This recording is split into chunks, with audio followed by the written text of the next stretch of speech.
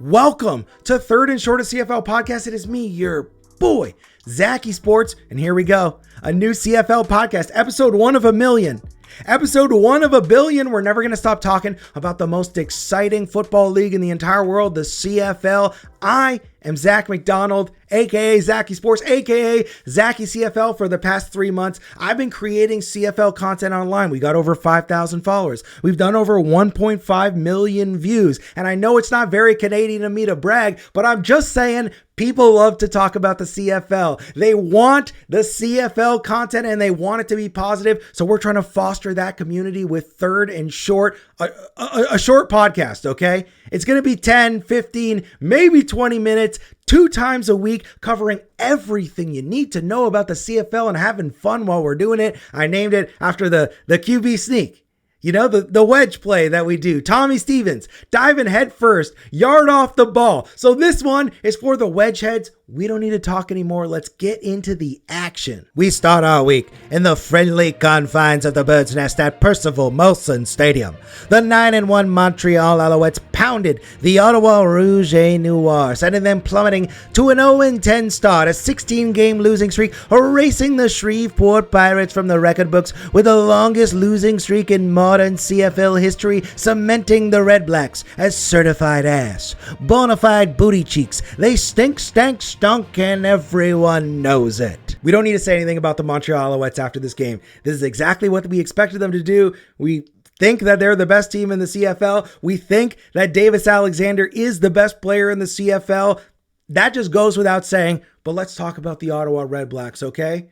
How do we fix the Ottawa Redblacks? They're 0-16 in their last 16 games. They've erased the Shreveport Pirates out of their history books forever. We're never going to bring up that team again. No team has lost 16 straight games since 1949, okay? It wasn't even football at that point. It was just rugby. So how do we fix this mess? Well, here's what the Redblacks are doing. Their president, Adam Shara, he gone. Their football operations guy, Sean Burke, he gone. And all that's left is Ryan Dinwiddie standing there as the head coach and the GM.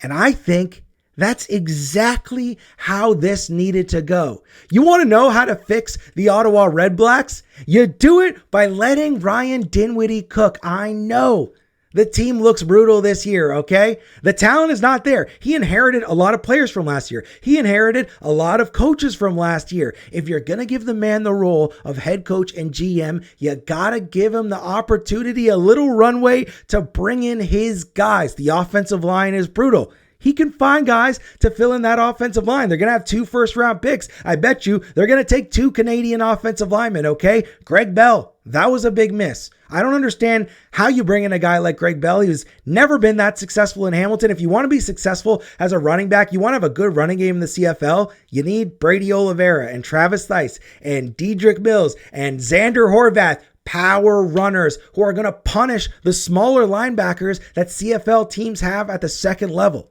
Okay? But I think that Ryan Dinwiddie's going to figure all that stuff out. The guy has won 2 Grey Cups. This was never a one-season fix. Everybody was saying when Bob Dice was the head coach there last year, oh, what are they going to do? How are they ever going to fix this? It's rotten to the core. Well, when things are rotten to the core, you need to just abandon everything that it's made out of and plant some new seeds and grow some new trees. So if you're an Ottawa Redblacks fan, just chill out for a second, okay?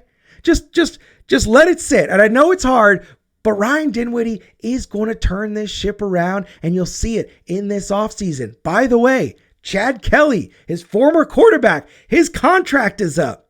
You telling me you couldn't see Chad Kelly running it back with Ryan Dinwiddie next year? I think that's something that's completely on the table, and all of a sudden, Ottawa will look completely different. I want them to win. I still think they're going to get a win this season, but Ottawa Redblacks fans, give them some grace. Give them some time, okay? We're going to get there. Up next, we've got the Edmonton football team eking out a win against the Winnipeg Blue Bombers as Commonwealth Stadium was absolutely rocking on a Friday night. They had us in the first half, we're not going to lie, as the Bombers jumped out to a 16-point lead, but the people of Edmonton are saying, move over Warren Moon and Wayne Gretzky. We have Cody Fajardo and Connor McDavid as we're trying to build the new city of champions. The Edmonton Elks are a very serious football team. Okay, if you want a perfect example of why Edmonton is poised to be in the Grey Cup this year, why they look like the best team in the West, this game was exactly that. Winnipeg starts off strong. Zach Collaros showing us that he's not washed, showing us that he can still move the ball down the field. Brady Oliveira, in the last couple of weeks, those wheels have been turning. He's starting to look like the dude that he's always been. And you love to see it for Winnipeg, but they weren't converting in the way that they needed to convert. They're settling for field goals. And you see a great CFL team when you're watching your team take a lead 60-0. But you know that because they're settling for field goals, you just feel this impending doom coming over you. And that's what Edmonton provided on Friday night. There was a doom that said, hey, we're going to come back. Hey, Cody Fajardo, he's going to get his head in the game. He's going to start hitting Austin Mack on those comebacks on second down. He's going to start matriculating the ball down the field. Justin Rankin getting off to a slow start, ends with basically 150 yards from scrimmage. When they get him cooking, when he starts making big plays, when he starts getting to the edge, making guys miss, and punishing you for trying to tackle him, you know that they're going to get it done when it comes to the end of the game. And you see, they let go of that clutch drive on the final drive of the game, setting up Vincent Blanchard to kick the game-winning field goal. And let me tell you something. One big thing that is going to come into play, because we're getting a home game at Commonwealth Stadium. That stadium was rocking, by the way. You know that we might get the West Finals at Commonwealth Stadium. But when you have a kicker like Vincent Blanchard, who you can count on to make the game winner, that makes a huge difference. Edmonton has an opportunistic defense, which you need to succeed in the CFL. They can run the ball. That receiving core with TJ Luther and Austin Mack looks better and better and better every week. Cody Fajardo, ice in his veins, just an absolute baller. Edmonton, this was their, hey, we could be a champion game. And on the flip side, Winnipeg, this was their, hey, we're not the champions anymore. We're giving up the crown, okay? The glory days are over, and maybe the glory days are just starting down there in Edmonton. Speaking of glory days, how about we get to a team that feels like has never had a glory day? The Hamilton Tiger Cats. A thunderstorm couldn't delay Chad Kelly and the Argonauts on Saturday night as they evened up the season series with a 39-20 win over the Hamilton Tiger Cats on CNE night. Speaking of the Tiger Cats, wide receivers couldn't see any good passes coming their way as they continue to struggle without star quarterback Bo Levi Mitchell. I thought this was the best that the Toronto Argonauts have looked all season. Obviously, we've known the issue with Chad Kelly. The issue is not that he can't chuck it, that he can't be a prolific passer. The issue is the turnovers. And he did have an interception in this game, but he had 3 touchdowns. And he also kind of took what the defense gave him for the first time. And he went up against the Ticats, who have, in my opinion, the best defense in the CFL. Maybe Edmonton's up there. Montreal's got a decent defense, but I think the Ticats with Stavros Katsantonis, one of the smartest players in the Canadian football. I need to know more about how Stavros studies the game, because he gets 1 interception a week just off of pure knowledge. But I saw the Argos play a good, solid game of football that we haven't seen them play all year. And hey, look, they've got the inside track to second in the East now. You figure there's going to be a crossover. But that's a home playoff game for Toronto. If they get hot at the right time and they have MOP Chad Kelly, they can absolutely win the Grey Cup. In the running game, this was the first time we've seen Isaiah Smith really cooking, and he showed, I mentioned earlier in the podcast, you need that power running back. You need that. Ideally, to succeed in the CFL, you need an opportunistic defense. You need a quarterback that can throw the ball deep, and you need a running back that can punish the smaller linebackers, that can punish the smaller defenders, because the CFL field is wider. You need to have guys that are more rangy. And it looked like with Isaiah Smith that the Argos might have that. And that causes a real problem for teams, because if you're constantly worried about the deep ball, if you're constantly worried about Damonte Coxie, who's emerged as one of the best players in the CFL, beating you over the top, and then all of a sudden you got Isaiah Smith knocking you in the face every single down, that creates a major problem. And the Argos, if they can continue this streak, They can go from being a team that nobody really cared about to being a legitimate Grey Cup contender and a problem for the Montreal Alouettes. Meanwhile, on the other side, Hamilton Tiger Cats lose again. Trey Ford somehow 356 yards. He does look really good at times. He makes those big throws down the field, but you just can't move an offense when you don't have a guy who can make the simple ones. It's easier for him to throw a 65-yard pass than it is for him to throw a 15-yard pass, and you need a little bit of both. Hey, here's an idea. You got a guy who can give you the 15-yard passes. You got a guy who can give you the 80-yard bombs, and it was a 4-4-40. Why not put both of them together, right? Why not get a package in there for Trey Ford, have him run the ball, have him surprise with a deep throw down the field, have him improvise, throw that in 4 or 5 times a game, and then try and get Harrison Frost to move your offense down the field. Both these guys came into the season knowing that they're backup quarterbacks, right? So there should be no ego as to them splitting time.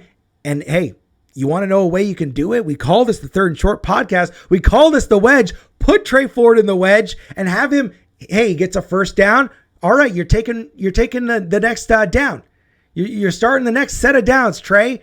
And now you can go out there and make some plays and then, get Harrison Frost in there to start off a drive, or when you need those short plays, find a way to make this work. There should be a way that combination of quarterbacks can play together. Otherwise, the Ticats are going to be in the same spot. They're going to be losing games because they can't complete the simple plays on offense. Larry Roundtree, by the way. Can we get a little juice from you, Larry? All right. A lot of 1-2 yard runs. I know you got the skill, and maybe you're just learning the games, but I just feel like there's a little bit more that we could see from you, brother. It was a watermelon smash at BC Place this weekend as the Lions sent Saskatchewan on a rough ride with a 30-16 win over the Green Guys. QB Trevor Harris smashed his own watermelon helmet as the defending champs lose 2 in a row for the first time this season. And Captain Canada Nathan Rourke has the Leos back to looking like Grey Cup contenders. He could become the first Canadian QB to win a Grey Cup since Russ Jackson in 1969. Nice. This to me is the most important win of Week 12 CFL action. The BC Lions have been getting hot. They've been streaking a little bit. They've packed up 3 wins in a row. They needed to come out and play against a good team and have a big win to prove that they really belong amongst that upper echelon of CFL teams, and that's what they did. They forced 2 interceptions from Trevor Harris. That shows that their defense is operating on another level now. You see Lorenzo Malden getting a sack. They brought that guy in off the street. Somehow he signed a 1-day contract to retire as an Ottawa Redblack and came back to play for BC in the same season. You got to be the first ever man to do that. And then you have offensively, man, they're looking scary. Keon Hatcher is back to being Keon Hatcher. The 1-2 punch of Xander Horvath and James Butler is the best 1-2 punch that we have as CFL running backs right now. And Nathan Rourke, he truly is back to looking like Captain Canada. When he gets his legs involved in the action, and that's kind of what you're seeing this week as he gets fully healthy, when he's able to, sneak out a first down on 2nd and long, or more importantly, extend the play so he can throw one of those rockets down the field and just get huge explosives off the defense, that's when this becomes a whole different team. The Riders, on the other hand, they're kind of going in opposite directions. This is 2 losses in a row for Sask against Hamilton and BC, 2 teams that going into the week you probably thought they would have beaten. But I've said it before multiple times during this podcast. In the CFL, it's such a long season. What you want is you want to be going up at the end of the year, not down. A lot of times you'll see a team start out really hot and they just can't maintain that for 21 weeks. Maybe it was good for BC to get those bugs out early on to figure out the things that they have to fix so that they could start now and heading into Labor Day, start rolling as a really good football team. And who knows, they're 1-2 games back from Sask at this point. They could be hosting them in a playoff game when it comes down to the West semifinals. And you figure Edmonton's probably going to get that 1 seed now with this loss from the Rough Riders. And once you get into that point, we've seen BC was close to beating Sask last year. This year might be the year they're able to go and do it, win from behind, go to the Grey Cup, finally give us our Canadian QB moment with Nathan Rourke holding up the Grey Cup.